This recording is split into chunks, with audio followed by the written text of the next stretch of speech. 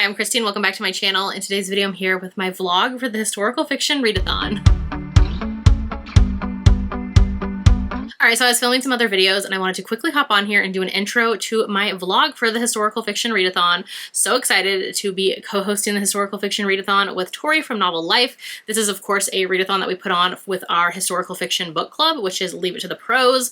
So excited. This is our second round of doing one. We did one last fall in September of 2024. And so we're so excited to do a summer version in July of 2025. So I'm going to quickly hop you into my TBR and the books that I plan to read for the readathon, and then we will get going with the readathon, vlog clips, reading sprints, all the things. So I'll be checking in again later.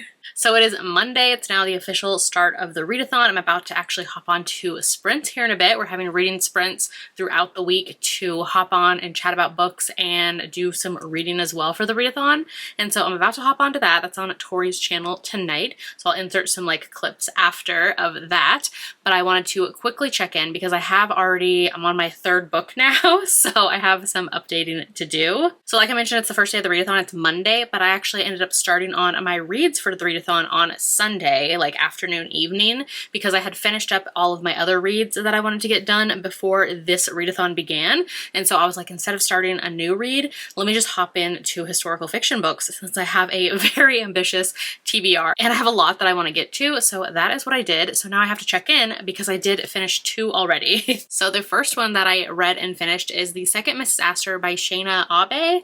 This is a new to me author. This one was on my physical TBR. I actually picked this one up, I think, in the fall from a local used bookstore, and then I knew that it was available on Kindle Unlimited, so it had the ebook. But what I actually did is the audio, so the audiobook is available through Audible Plus, and since I'm a member there, I got the audiobook with it, so I just listened to it that way. I know it's also available on libraries and things like that with the audio, so a ton of ways to listen or read this one. This one I ended up giving 3.5 stars. I feel like there was parts of it that I liked or enjoyed. I feel like the storytelling and the writing was really good. It was a little bit just very not dry, but just very straightforward of a story. And so I feel like if you go in kind of expecting or knowing that, this is basically following some real life people who existed in history. And so going in with that kind of mindset, I think helped. So yeah, I gave it 3.5 stars.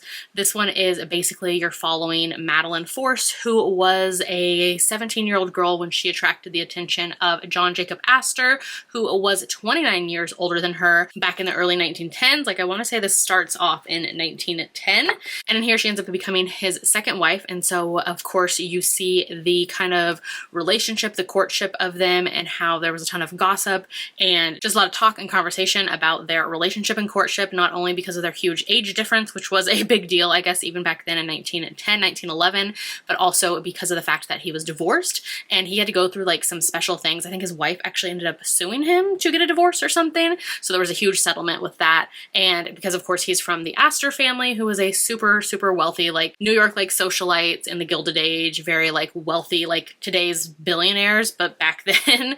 And so his family, his mother was Mrs. Astor, the famous one who you hear about a ton, the American socialite, which was basically American royalty at the time.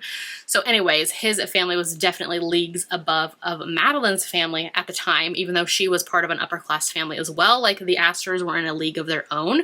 And so you got a ton of Gilded Age time and Knickerbockers and the 400 Club and kind of all of those things of those families who were popular at the time. So a lot of wealth, a lot of money and privilege, and just kind of all of that socialite kind of setting. And so in here you see how their relationship, I was mentioning at the time, was a conversation, was gossiped about, a ton of paparazzi of the time kind of following them around and taking pictures of them, writing stories about them and their relationship.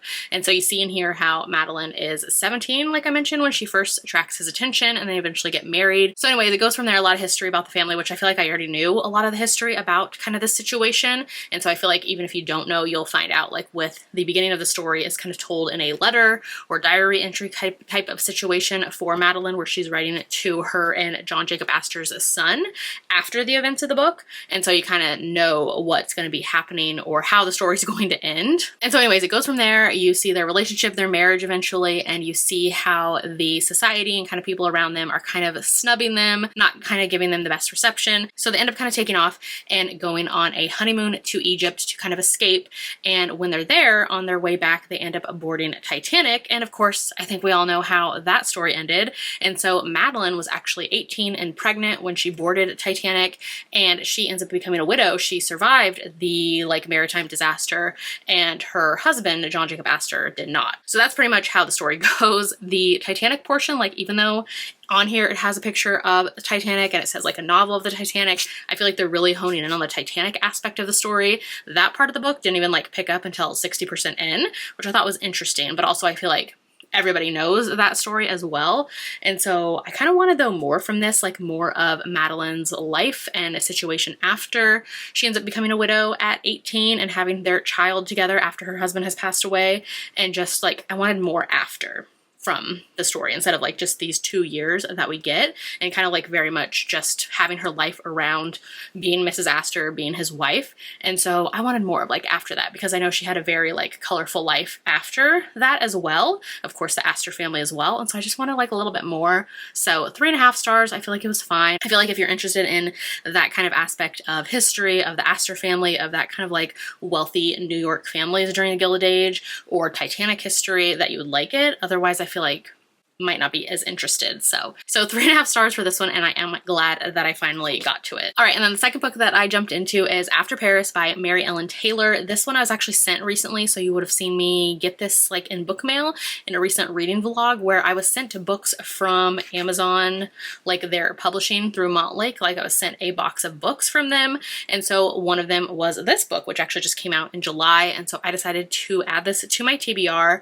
This is a historical fiction told in dual timeline.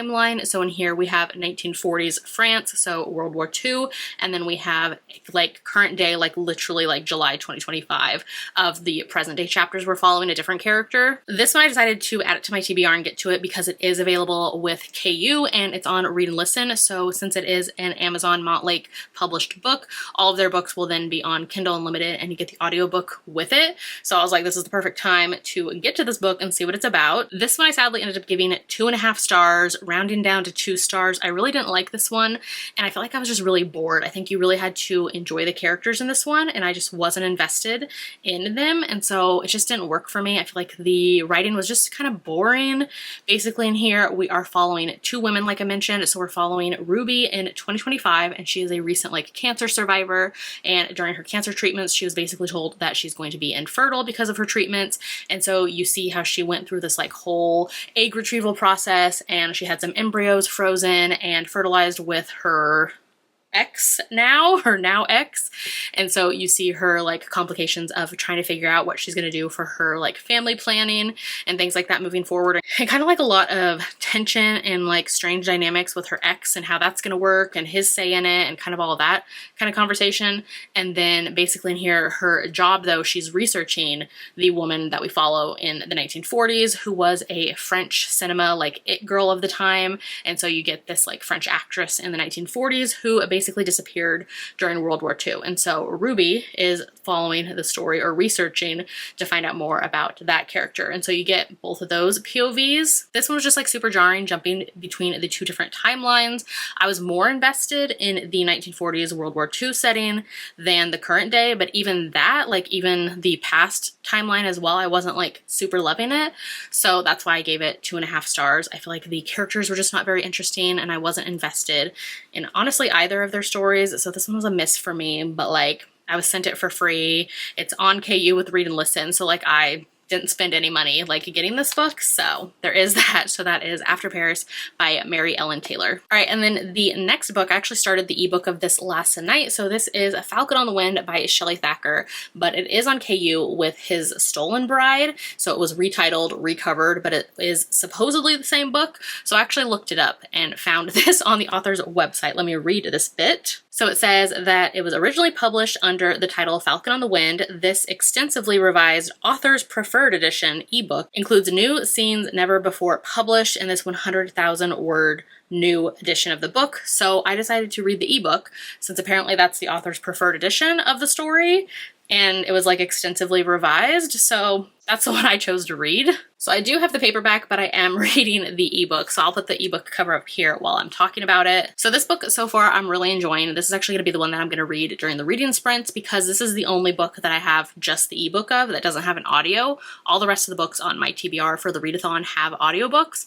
So those I can like fit in any time of the week when I'm working, when I'm doing other things, whereas this ebook, I'll only read it like probably during the reading sprints and also like when I'm about to fall asleep at the end of the night. So I want to kind of make this one a priority for reading sprints.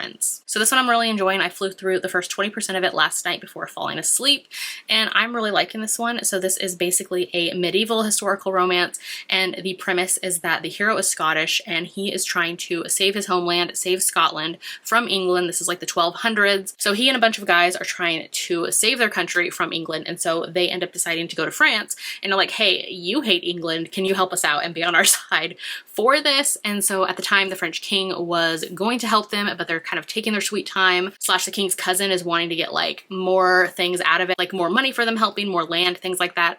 And so they're like, we don't have time for this, so we need like an answer now because England is literally on our like lowlands, they're right on our castles down on the border, and we need to like move quickly. And so the hero goes to France and he decides, you know what, I'm going to abduct, kidnap the wife-to-be, the bride of the king's cousin of France, because that's the guy who's taking his sweet time getting back to the Scottish people, as well as he's like, he will sway the king because he has the king's ear. And so that's how the story opens up. This one I'm really enjoying it so far. Basically in here, the heroine, she is a French heiress and she has a ton of money, a ton of estates, a ton of land, where when her mother passed away, her stepfather put her into a nunnery. So she's been living there like in an abbey for I think like 10 or 11 years because now she's 20. And so she fully planned to go just like live that life, do that whole thing. So she's a little upset when the story starts because her stepfather shows up and is like, oh, by the way, that's actually not happening. Now you're going to be marrying the cousin of the French king. And by the way, that's happening today. So she's not happy about that. And you see how the like cousin of the king slash the guy she's going to be marrying, he is the worst. He's like double her age or more than that. He has had 2 wives previously. One of them has recently passed away like 3 months ago. And people are like, this situation like involving her death, she supposedly like fell down a staircase. So be careful with that guy, stay on his good side. He has a temper. He's like importing opium and poppy, and like he is very volatile and like very mood swingy. And so she's like, great, this is gonna be great. And like literally there's a scene where he shows up and is like, why are you taking so long to come down here and get married? What's going on? Like, I want this to happen quickly. And so he like slaps her around. So there's a bit of like domestic violence on there for that situation. But then on her wedding day, she's literally like going to Notre Dame to get married. And the hero shows up on a horse and literally like abducts her, kidnaps her off the streets, which was wild. And so it's literally just like dropping you into the action adventure right from the start. And so now they're on this journey and he's basically telling her like what's happening, why he's doing this. And he's like, by the way, I'm not going to hurt you. Like, don't worry. This is only for like 2 weeks or something until your husband to be will agree to help us out. And then you can go back and marry him. And she's like, well, hold on a second, because I actually don't want to marry that guy. And he's like, that's a problem. And so it's kind of going from there, very just like instant attraction, I feel like, between them. And it's just kind of like picking up from there. It's just like full on adventure. Like they're riding horses through the forests of France and trying to escape right now. And so it's kind of just going from there. I'm enjoying it so far, so we shall see. Which I don't think I mentioned, but this one I'm reading because it is the Historical Hellions book club pick for July, which is a historical romance book club that I'm a co-host for. And so this is our July pick. So like I already have to read it anyways. And so that's why I'm reading this for the historical romance prompt of our historical fiction readathon. So that's my thoughts on this one so far. I can't wait to continue on because like I mentioned, I am really enjoying it. So that is where I'm at. And now I'm going to kick on off to the reading sprints and I'll check in again later when I have some updates.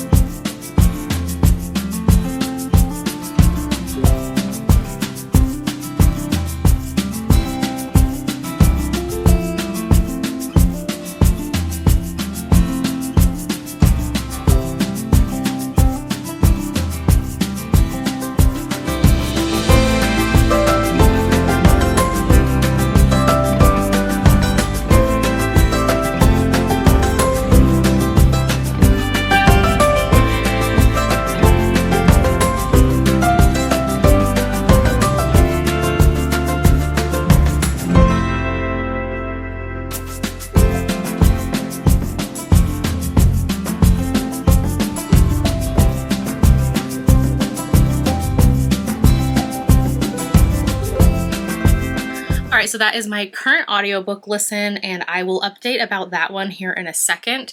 Today I actually have to take some photos and film a video. We have reading sprints later on as well because it's Wednesday, so I am going to take some photos because I have some new like Lila Junco stuff that I have to take photos of, which this will all be up once this video goes up as well, so I can post about them here too. So I am a rep for Lila Junco, which of course always has the really cute like tarot cards, which the new collection is for microtropes. So we have He Wears Glasses, so stinking cute. Then we have Only One Bed, Secret Tattoo, one of my favorite microtropes. Spicy Texts, another one that I feel like is super common in romances nowadays. We have An F It Moment, when they finally decide to give in, one of my favorites. And then the last one is Hand Necklaces, so like a throat grab situation. Then we have this cute sticker as well. I think it says Read SPF Repeat. So a girl on a surfboard, perfect like summer vibes because this is the summer collection. So I will show the shirt that I have to take photos of as well. There's like a ton of different other merch, but this is just the stuff that I grabbed. So there's this like blue color and it has all the little like bookish summertime themes. I love the girl with the surfboard. We have a dolphin. What else is on there? And then we have the shells, the lobster, the coral, of course a book. This is so stinking cute. So I have to take photos wearing the merch and then of the like cards and stickers as well. If you ever want to shop Lila Junco, you can always use my code, which is a Christy10. That will save on anything in their shop. It gives you like 10% off of their shop. And I just love Janelle, the owner of Lila Junco, her shop. I have been a rep now for a couple of years. So yeah, use my code to shop anytime. This is just her new like beachy themed stuff. So I have to take some photos and then I also have to film a video today. So I'm going to be doing my July mid-month reading wrap up. And then I'll come back, check in, tell you about my reads that I've read so far for the readathon. And then we have the reading sprints later tonight. So I got to get going because I have a lot of things to do. So check in later.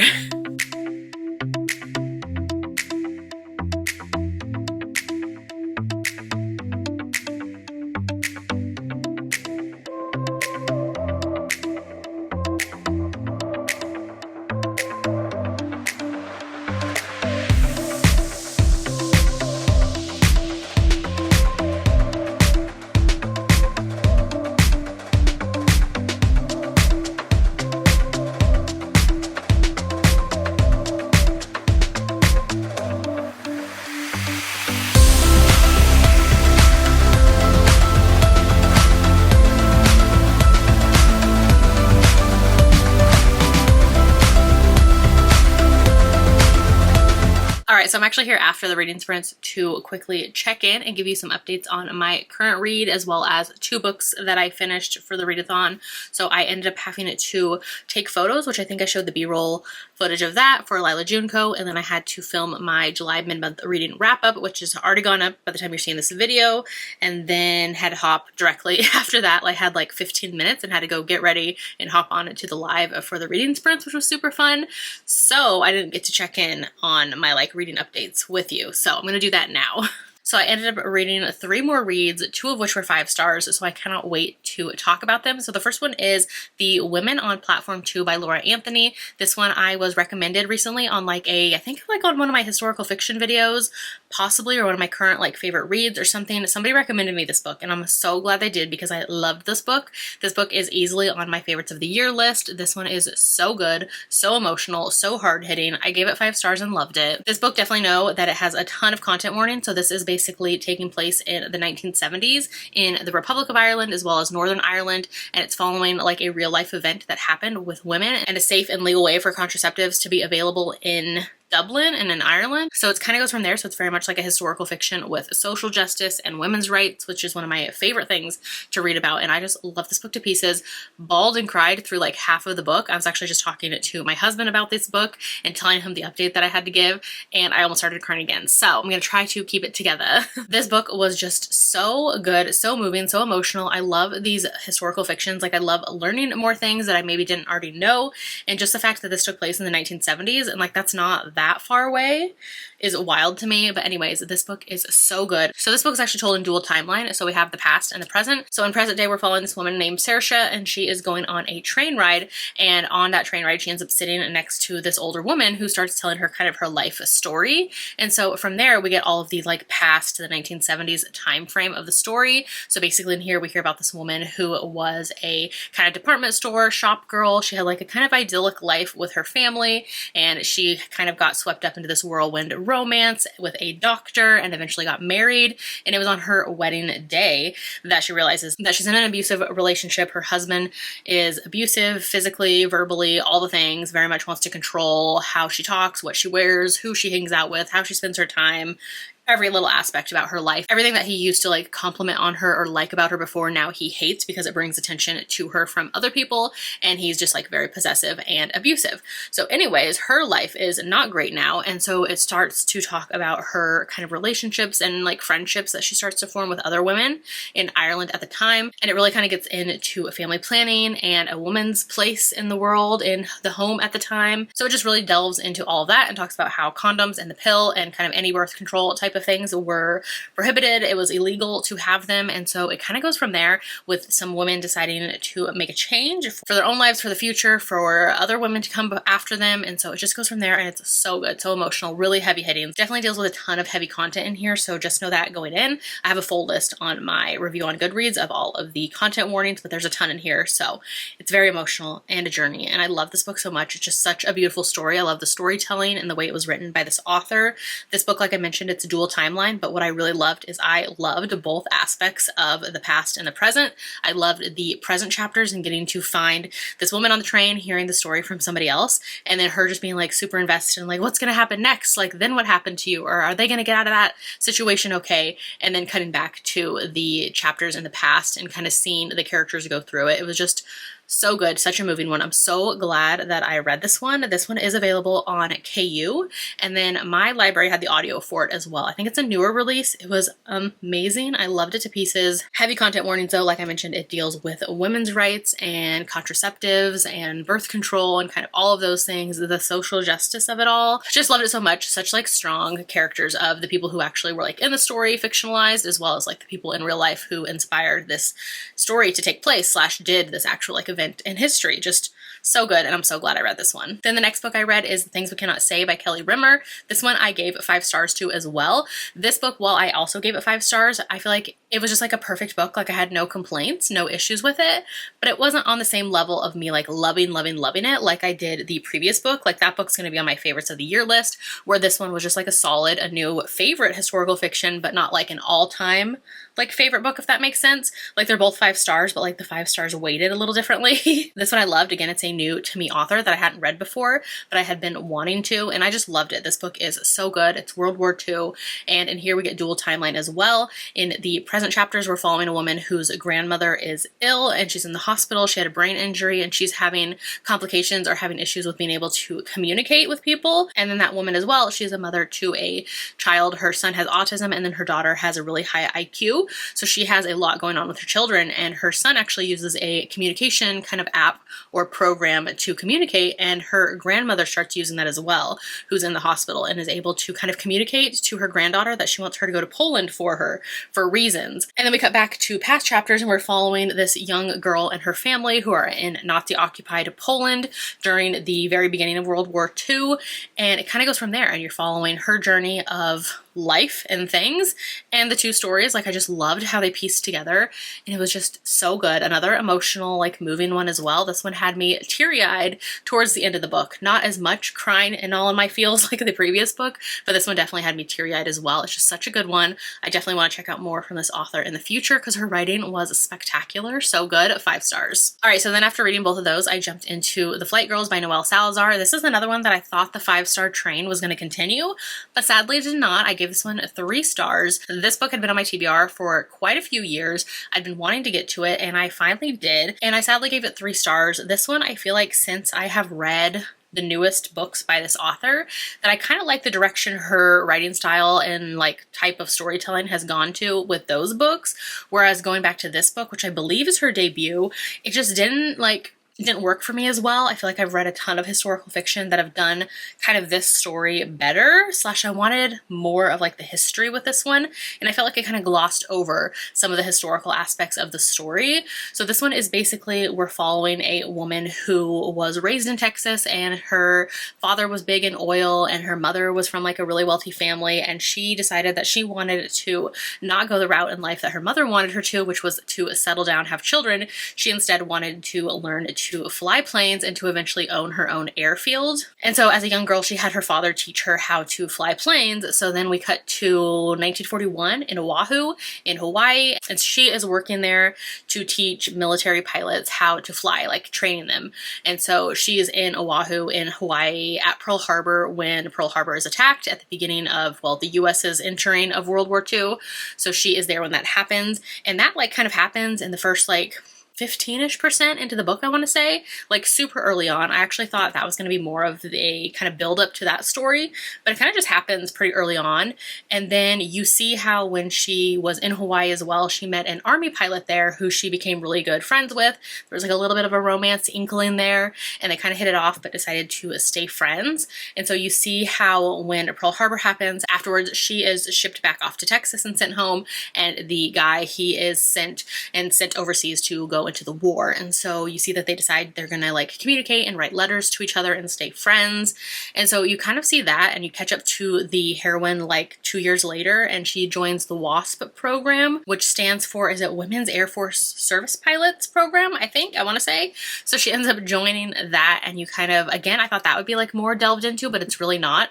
And so eventually she goes into that program as well, and then it kind of goes from there. This one, again, I just really wanted more of like the historical aspects in the story more, maybe more of the time at Pearl Harbor, or more of the time with her flying planes and joining the WASP program. Like I wanted more of the historical parts of the story, where I feel like those were just really quickly like brushed over, glossed over. And this is coming from somebody who like regularly reads and loves romance books, and I felt like the romance in here just didn't, like, it is very strong and it has great friendships in here, like female friendships, but I wanted less of that and I wanted more of the history. So I don't know, this one at 3 stars. I feel like it was fine. I just didn't love it as much as I have loved like the previous 2 books. I just came off of 2 amazing 5-star reads. I've had other historical fiction books that I love more. So this one, it was fine for me. And then my current read is American Sky by Carolyn Dasher. So this book is actually delivering on all the kind of things I said I wanted from the previous book. So this is giving me the WASP program and women in aviation a ton more. This book is very chunky. I think it's like over 400, 500 pages. Yeah, it's like 465 pages of this paperback at least. So this is a chunky one. I was sent the arc of this early from the author. It's her debut, and she had reached out to me on Instagram a couple months ago and asked if she could send it to me, which I thought was so sweet, and she did. And so I'm so glad I'm reading it. This one is actually available on Kindle Unlimited with the read and listen feature, because it is, I think, like through Montlake, if I remember correctly. So I'm loving this one. I'm doing the audio as well as I was reading through the paperback when we were doing our reading sprints today. And I love this one. I think I'm like 75-ish% in now. When we started the reading sprints, I was like a little bit over halfway, and so I got a good chunk more into this. I think I read like just over 100, 110 pages during the reading sprints. So I am really loving this one. This is basically following 3 generations of women. So we get World War I, we get World War II, we get the WASP program, and we also are going into the Vietnam War at the parts of the book that I'm in right now. It's so good. All the women here are so strong, and I love how they're connected. And we also get all of them like in aviation in some way, and some of them are like becoming a nurse in the Vietnam War times. It's so good. I love this one. It's like giving me everything that I wanted of like their lives, but also like the history. So I'm really enjoying this one so far. So that is my update so far. I feel like it's going to be maybe 4.5-star read. I'm really liking this one as well. And then I am still reading the His Stolen Bride by Shelley Thacker. That's my ebook read, which is honestly the one that I'm not giving the most attention to. I'm doing like the audiobook reads more, just because like when I'm working throughout the day or night, I can have those going while I do like content work and stuff. Whereas the ebook read, I always put that off until I'm about to fall asleep at night. And like last night I went to bed bed at 4:30, so I was not doing any reading. I went immediately to sleep when I hit the bed. So I definitely will have to do make that a priority, maybe tomorrow or the next day, we shall see. So that is my check-in so far, and can't wait to check in again later. Tomorrow is actually a busy day, so I have to take my daughter to some appointments, and then I probably will have to edit my mid-month wrap-up that's going up on Friday. Might do that tonight, we shall see. And then Friday I'll probably do a lot of reading, and then Saturday we have reading sprints again, so I'll probably be checking in again on Saturday for sure. So chat later.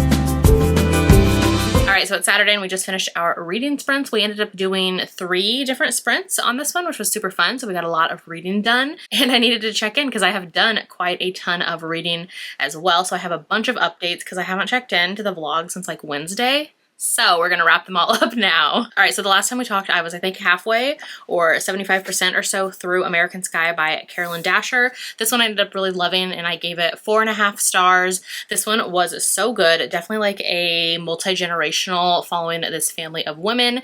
We get 3 different generations, and it just felt like this epic family saga, which is something that I really like. So I really enjoyed this one. This one is the one that it just came out in July, so it is on KU Read and Listen. So good. Definitely covers a lot of history, a lot of World War II and the WASP program, then in Vietnam War as well. And I just really loved this one. So I gave this one 4.5 stars, really enjoyed it. All right, and then I ended up finishing His Stolen Bride by Shelley Thacker. I think the last time I talked about it, I was halfway through. So this one I ended up finishing. I love this one as well. Also gave this one 4.5 stars. This is a medieval historical romance. And this one was so much fun. I just loved the overall action adventure. The romance in here was super sweet and tender. It had a lot of fun moments as well. There was some caretaking in here. I feel just right from the start, I really enjoyed this one. And I don't know if it's because of that's just the mood I'm in for historical romances right now, of just this epic action adventure, but it really worked for me. I also really loved all the characters in here. We get some amazing side characters, and I liked how the family kind of aspect played into the role for both of the hero and the heroine's stories.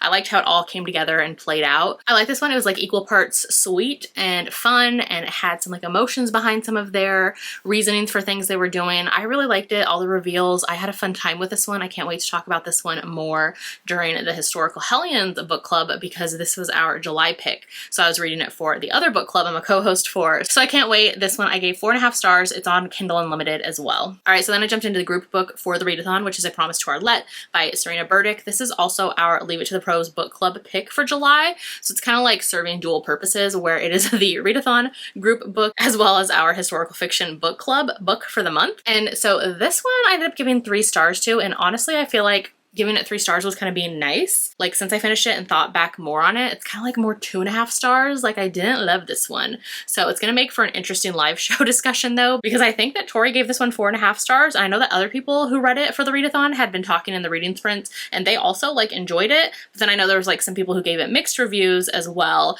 and kind of didn't love it similarly to me. So I am excited to talk about this one during the live show on Sunday when we have our wrap up, because I feel books where there's kind of mixed reviews have a very interesting conversation, and it can be fun. So I am looking forward to the live show. This one is basically supposed to be 1950s suburban America, where this couple is kind of living this perfect idyllic life for the American dream, and they're doing all these things. They have a white picket fence, they have 2 children. So you see that this photograph ends up kind of surfacing from a neighbor or somebody in their community. So it kind of takes the characters aback and throws them back into time, back into the past of World War II, kind of when the photograph was taken and kind of their situations back then.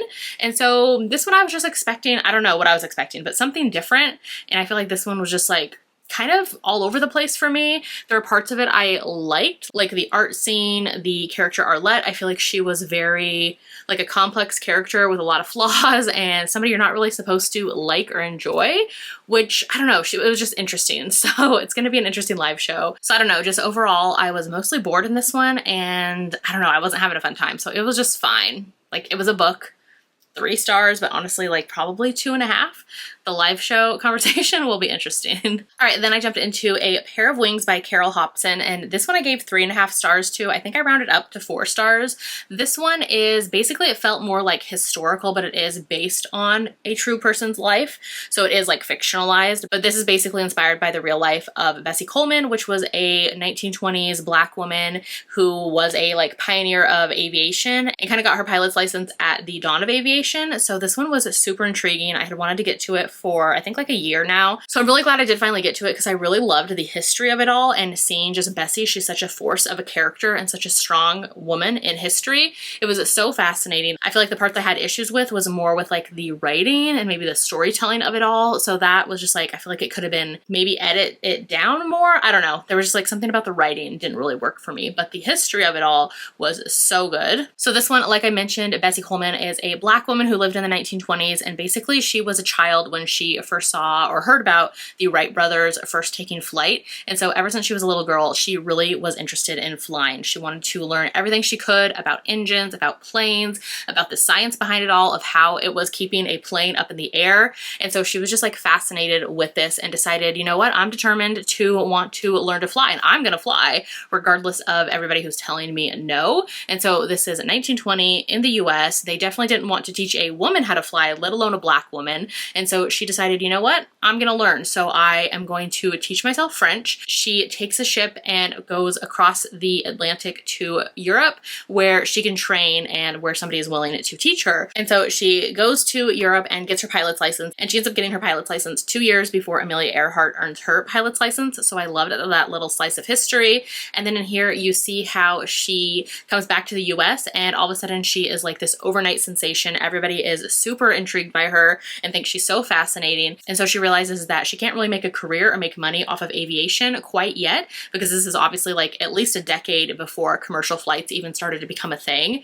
And so she's like, I need to find a way to be able to support myself with this aviation career. So she starts getting invited to like county fairs and different things like that where she can do kind of stunts in the air, these death-defying stunts. And so she ends up deciding to do that. So she has to go back, sail back to Europe. So she ends up getting trained by French and German dogfighting combat pilots who teach her these like death-defying stunts that she does. And so then she takes that all back to the US and she starts doing her career kind of based off of doing these stunts and things. So it was super interesting. Like I said, I really liked the history of it all and just seeing just like what a force of a character in history she was. So love the history. The writing just wasn't my favorite. So 3.5, rounded up to 4 stars. I'm glad I did finally get to this one. All right, and then the 10th book, I actually just finished this one during our reading sprints. I was about like 95% in when we started reading sprints, and so I finished it on our first reading sprint. So this is All the Lights We Cannot See. This one had been on my TBR for years, and so I am glad I finally got to it, but I will say I didn't like super love it.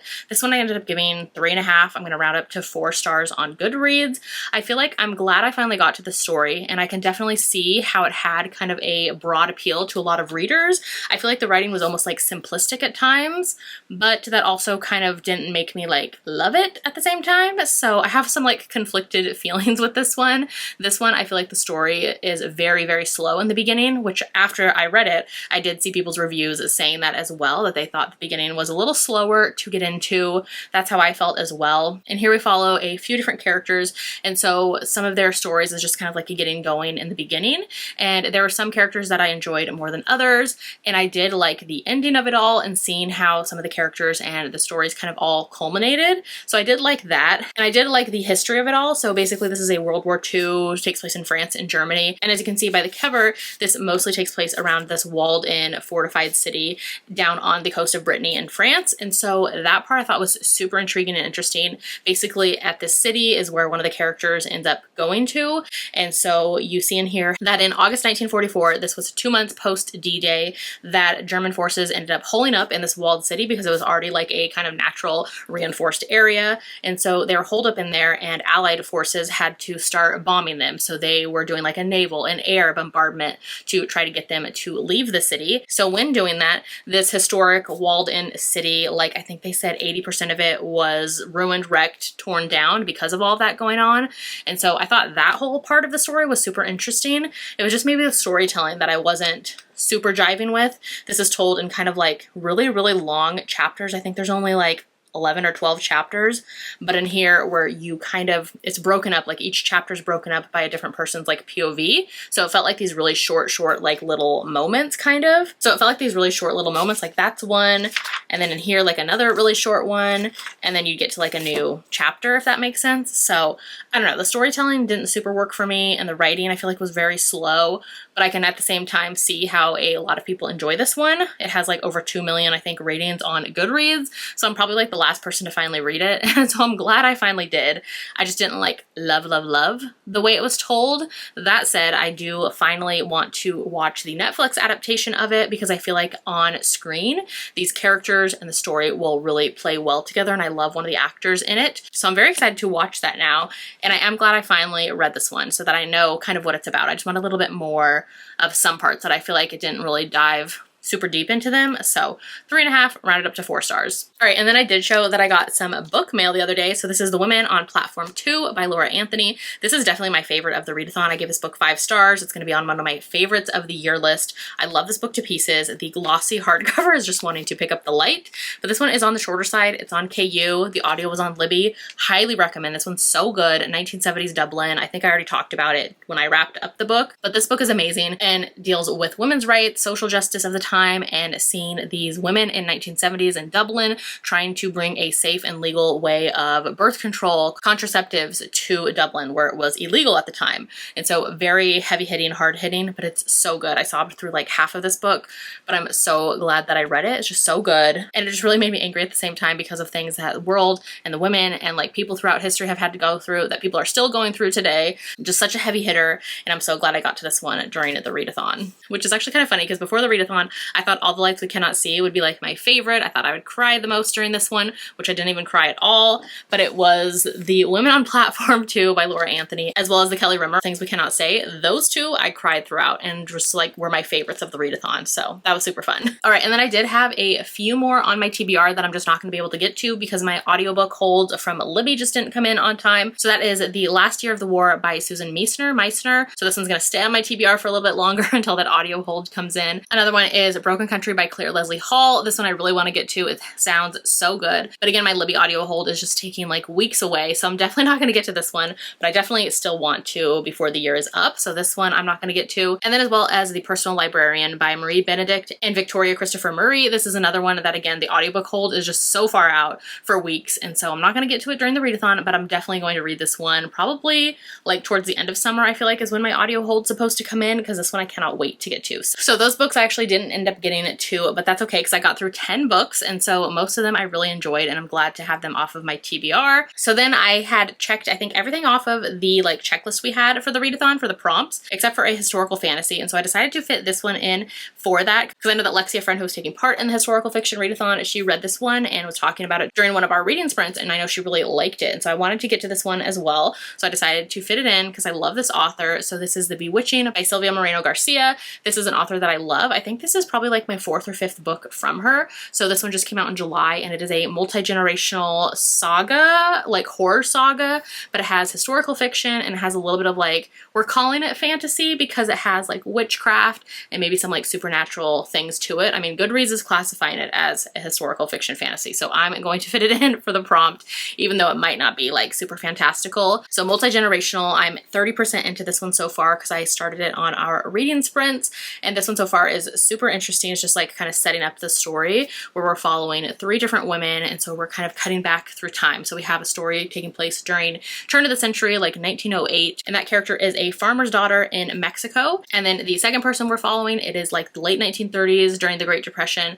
and she is going to a women's college because she wants to become a writer. And then the third person whose story we kind of started off with is somebody in the late like 1990s, I want to say like 1998, and she is in a college and working on a thesis. And so all of these women's stories are going to connect, and they kind of have to do with like maybe like some darker witchcraft, things like that happening. So I'm excited to continue on with this one, and this will be probably my final one for the readathon. So that is all that I have for now. I have had so much fun doing this readathon. I think I'm going to check in again tomorrow. Tomorrow is our live show for the wrapping up of the readathon, as well as talking about our group pick.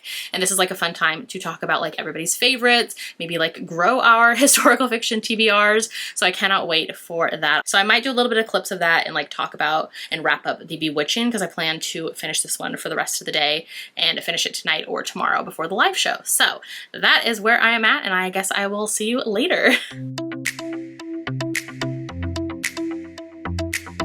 All right, so this is a terrible angle, but we just finished the live show, the wrap up before the readathon. So I just wanted to quickly update the vlog as well, as I am actually, you're sitting on top of my laptop while I export some footage from my camera for the vlog as well. But I just wanted to quickly come on here and wrap up the Bewitching that I read by Sylvia Moreno Garcia. So this one I ended up giving 4 stars to. It was so good. Definitely like very, very light on the fantastical elements, more like magical realism. So this one was so good. Definitely like horror, gothic, what this author is known for, and her books are just so good. So I really enjoyed this one. Super eerie and like atmospheric. I was actually listening to it last night when I was doing some things around the house. Some of the moments in the audiobook, definitely, if you know, you know when you read it, it was so good. So there's a lot of like paranoia and different things going on with some of the time frames in this book, but I really liked it. So I gave that one 4 stars. So it just came out in the middle of July, very much like witchcraft, kind of like a cult type of setting. So I enjoyed that one. And then I thought I was going to be done for the readathon, so I ended up hopping in to another book I had on my regular like TBR, just to get back to my regular books and audiobooks I had out from Libby. So that is With a Vengeance by Riley Sager. And then I didn't even realize that this one is actually it could fit as historical fiction as well, so I'm going to include it for the readathon. So this one I ended up giving 4 stars to. I ended up binging the audiobook just like in last night and then this morning before our live show. So this one is so good. I always read this author's thrillers, like mystery thrillers, and so this is his newest release that just came out in June, I want to say. So this one, the entire book takes place during 1942, so that's why I'm going to classify it as historical fiction, but it's definitely like historical mystery. This author, like some of his later books have just recently reminded me of like old school mystery thrillers, so like Agatha Christie books. So this kind of gave me similar vibes to that. I had a fun time with it. It's basically this one main character, Anna. She invites 6 different people onto a train with her, and they're the only ones on board. Like she books out the entire train, and so it's like an overnight ride, no stops, and she invites everybody there who she sees that they have wrecked, ruined, hurt her family. And so basically she has plans for vengeance on all of them, but then her plans kind of derail when quickly one of the people end up getting murdered, and then the rest of them just kind of follow in suit. And so then it comes into this whole thing of like, who's doing this when I'm trying to get my own revenge here? And so it goes into that. I really enjoyed it. It was just like a really fast audio. I think it's like 8 or 9 hours. I had fun with it. 1942 train setting, like a whodunit, very like And Then There Were None type of vibes by Agatha Christie. So I enjoy those style of mysteries. So I had fun with this one. 4 stars. Let me just close out my export for this footage. Okay. Unplug my little drive there. So that is the end of the readathon. Those were my 12 books that I read for it. So had a ton of new favorites, some that are going to be on my favorites of the year list. The Women on Platform 2 was so good. I talked about that one a ton already. But yeah, this was super fun to do. So thank you so much to everybody for joining us. We just had our wrap up live show, which was super fun, and just hearing about everybody's favorite reads, getting some more for my TBR. We talked about the group books. So I'll link all those videos if you want to go back and check them out, because they are already up and live. Thank you to everybody who joined our reading sprints. Those were super fun. And of course to Tori as well, my co-host. So we always have so much fun with doing the historical fiction book club that we have for Leave It to the Pros, where we read a historical fiction book every month and talk about them. And then doing these like little seasonal historical fiction readathons has been fun too. If you're in our live show for our wrap up, then you might have heard some inklings of what we have planned in October coming. That's going to be like very witchy and supernaturally and gothic and all those things. So we're very excited for that. We still have to like plan a ton of that, but another like historical fiction readathon happening. And then we announced our August book club pick as well, which was actually, Tori found this one during the readathon, so we decided to do it for our August pick. So I'm excited for this one. Love the blue cover. We'll have our live show date coming later on, which we'll announce on our Instagrams in August. Very excited. This one is a 1917 Halifax explosion, so going to World War I, Canada. I'm very excited for this one. The cover looks stunning. I think it says it's the author's debut, but they literally have, I think, like 20,000 ratings on Goodreads, and I've heard nothing but good things. So I'm excited to get to this one now. So that's gonna be our August pick. So we're just always gonna continue on loving and reading historical fiction books. And again, thanks for joining us. And I think that's all that I have. All right, so that's all that I have for the Historical Fiction Readathon. Thank you so much for spending a whole week with me. I had so many updates and so many new favorites. So hopefully you enjoyed. Hopefully you got some more historical fiction for your TBR. If you joined us for the readathon, thank you so much for joining and participating. Tori and I love talking and reading historical fiction books, and so this was so much fun to do again. Hopefully you enjoyed the vlog. A lot of updates, a lot of books that I got through. So I love a good long vlog, so hopefully you enjoyed this one too. So if you read any books during the historical fiction readathon, or if you have any favorite like historical fiction books for me, definitely drop them in the comments. I would love to know. I'm always growing my historical fiction TBR.